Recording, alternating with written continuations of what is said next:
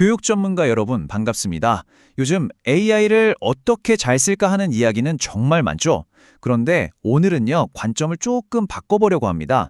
AI를 언제 그리고 왜 쓰지 말아야 하는가에 대한 전략적인 관리, 저는 이걸 탈활용 전략이라고 부르는데요. 바로 이 이야기를 시작해 보겠습니다. 자, 그럼 바로 핵심 문제부터 짚어보죠. 인지적 부채라는 개념인데요. 혹시 들어보셨나요?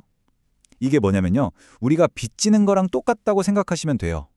지금 당장 생각하기 싫어서 그 노력을 AI한테 밀어버리면 나중에는요. 인지 능력이 떨어지는 형태로 심지어 이자까지 붙여서 그 대가를 치르게 된다는 거죠. 아주 중요한 개념입니다. 이게 그냥 그럴듯한 비유가 아니에요. 실제로 과학적인 근거가 있습니다. 최근 MIT 연구를 보니까 AI 챗봇을 쓸 때 우리 뇌 활동이 눈에 띄게 줄어드는 게 뇌파 데이터로 확인됐다고 합니다. 그러니까 AI에 자꾸 의존하면 우리 뇌가 말 그대로 일을 안 하게 되는 거예요. 게을러지는 거죠. 사실 우리 뇌가 원래 좀 그렇습니다. 이걸 인지적 구두쇠 이론이라고 하는데요. 우리 뇌는 본능적으로 에너지를 아끼려고 가장 쉬운 길, 최소한의 노력만 하려는 경향이 있거든요. 그런데 AI가 나타나서 너무나 매력적인 지름길을 눈앞에 딱 보여주니까 뇌 입장에서는 마다할 이유가 없는 거죠. 자, 그럼 이 거부하기 힘든 유혹 속에서 우리 전문가들 또 우리 교육자들은 어떻게 중심을 잡아야 할까요? 오늘 이 네 가지 순서에 따라서 그 구체적인 해법을 한번 찾아보도록 하겠습니다. 네, 첫 번째 파트입니다. 먼저 이 문제가 왜 중요한지부터 알아야겠죠. AI에 너무 의존하는 게 우리 자신과 우리 학생들에게 어떤 숨겨진 비용을 청구하게 되는지 그 위험부터 제대로 이해하고 넘어가겠습니다. 자, 그럼 이제 무엇을 해야 하는지로 넘어가 볼까요? 언제 AI를 쓰고 더 중요하게는 언제 쓰지 말아야 할지 판단할 수 있는 아주 실용적인 기준, 일종의 규칙을 함께 만들어 보겠습니다. 핵심은 이거예요. 모든 업무가 다 똑같지 않다는 것. 그래서 여기 보시는 것처럼 두 가지 축을 기준으로 업무를 나눠볼 겁니다. 첫째는 이 일을 하는데 머리를 얼마나 써야 하는가? 이고요. 둘째는 이 일의 결과가 얼마나 중요하고 위험 부담이 큰가입니다. 간단하죠? 이 두 가지 축으로 업무를 딱 나눠보면 이렇게 네 가지 유형이 나옵니다.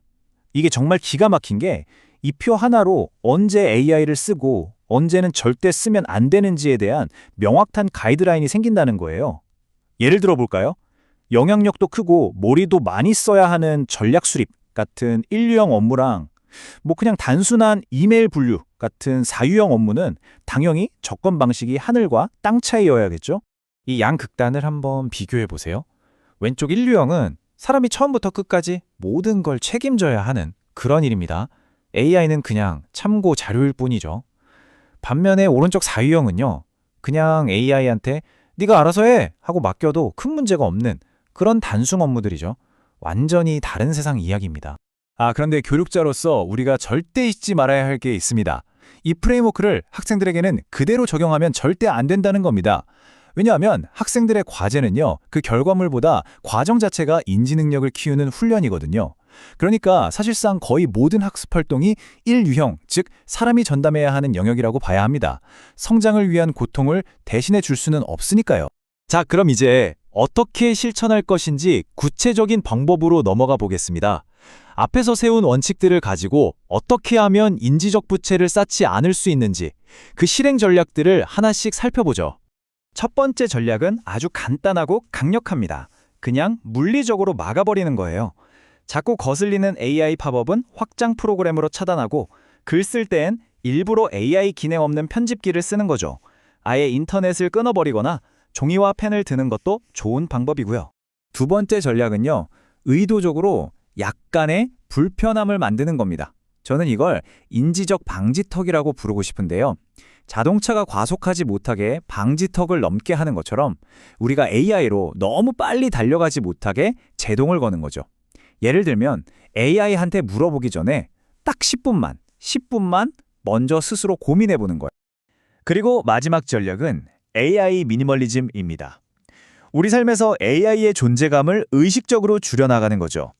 시도 때도 없이 울리는 알림은 꺼버리고 일주일에 하루는 AI 없는 날로 정해보는 거예요. 사용 시간을 정해놓고 그 시간에만 몰아서 쓰는 것도 아주 효과적입니다. 좋습니다. 지금까지 여러 전략을 살펴봤는데요. 그럼 이 모든 노력들이 결국 의미하는 건 뭘까요? AI가 지배하는 세상에서 우리의 역할은 과연 무엇이어야 할까요? 이 탈활용이라는 전략의 최종 목표는 이 한 문장에 다 담겨 있습니다. AI는 정말 유능하고 강력한 부기장일 수 있어요. 하지만 비행기의 최종 방향을 결정하고 조종관을 잡고 있는 기장은 언제나 우리, 바로 인간이어야 한다는 겁니다. 이게 바로 우리가 지켜야 할 주체성이죠. 자, 오늘 AI를 똑똑하게 관리하는 법에 대해 이야기 나눠봤습니다. 이제 이 질문을 여러분께 남기면서 마무리하려고 합니다. 우리 자신과 소중한 학생들의 생각하는 힘을 지켜주기 위해서 내일부터 당장 실천할 수 있는 여러분만의 AI 탈활용 제1원칙은 무엇인가요? 한번 진지하게 고민해 보시면 좋겠습니다.